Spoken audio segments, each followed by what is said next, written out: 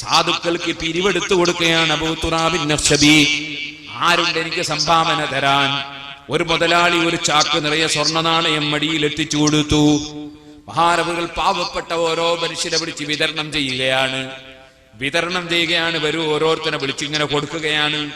ഒരു വളരെ പാവപ്പെട്ട ഒരു മനുഷ്യൻ വന്ന് മുന്നിൽ നിന്നു. അയാളെ വിളിച്ചില്ല. പിന്നെയും അദ്ദേഹം അപ്പുറം ഇപ്പുറമൊക്കെ പോയി പിന്നെയും വന്ന് വിളിച്ചില്ല. പലപ്പോഴും വന്ന് മുന്നിൽ നിന്നിട്ടും വിളിച്ചില്ല. അപ്പൊ ഈ പാവപ്പെട്ടവൻ ഇങ്ങനെ നോക്കി നിന്നു. അബൂ തുറാബിൻ നഖ്ശബി തങ്ങളെ കയ്യിൽ കിട്ടിയ മുഴുവൻ സ്വർണവും കൊടുത്തു തീർന്നു. അപ്പോഴാ വന്നിട്ട് ചോദിക്കുന്നു, തങ്ങളെ ഇത്രയധികം സ്വർണ്ണ നാണയം കയ്യിൽ കിട്ടിയിട്ട് മുഴുവനും നിങ്ങൾ പാവപ്പെട്ടവർക്ക് കൊടുത്തിട്ട് ഈ നാട്ടിലെ ഏറ്റവും പാവപ്പെട്ട എന്നെ മാത്രം എന്തുകൊണ്ട് അവഗണിച്ചു, എനിക്കെന്ത് തന്നില്ല?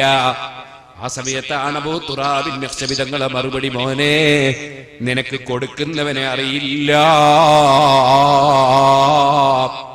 കൊടുക്കുന്നവൻ ഞാനല്ല, കൊടുക്കുന്ന രാജാവ് ഒന്നേ ഉള്ളൂ. അതെ, കൊടുക്കുന്ന രാജാവ് ഒന്നേ ഉള്ളൂ. ഇന്നമാ അന ഖാസിമുൻ വല്ലാഹു യുതി. കൊടുക്കുന്ന രാജാവ് അല്ലാഹുവാണ്, ഞാൻ വിതരണം ചെയ്യുന്ന സപ്ലൈ ചെയ്യുന്ന നേതാവാണ് എന്ന് നബി സല്ലല്ലാഹു അലൈഹി വസല്ലം പഠിപ്പിച്ചില്ലേ? അതിനാൽ സൃഷ്ടികളൊന്നും കൊടുക്കുന്നവരല്ല, അവര് സപ്ലൈ ചെയ്യുന്നവരാണ്, വിതരണക്കാരാണ്. കൊടുക്കുന്ന ഉടമസ്ഥൻ അല്ലാഹ്. നിനക്ക് പറ്റിയ തകരാർ എന്താണെന്നറിയോ? നിനക്ക് പറ്റിയ തകരാർ എവിടെയാണെന്നറിയോ? നീ മനസ്സിലാക്കി കൊടുക്കുന്നത് ഞാനാണെന്ന്. അതുകൊണ്ട് നിന്റെ മനസ്സും നിന്റെ ശരീരവും എന്നിലേക്ക് തിരിച്ചു. പക്ഷേ കൊടുക്കുന്ന രാജാവ് ഞാനല്ല, കൊടുക്കുന്ന രാജാവ് അല്ലാഹുവാണ്. നീ അല്ലാഹുവിലേക്ക് നിന്റെ മനസ്സ് തിരിക്കേണ്ടതായിരുന്നു. നീ മനസ്സ് തിരിച്ചത് സൃഷ്ടിയായ എന്നിലേക്കാണ്.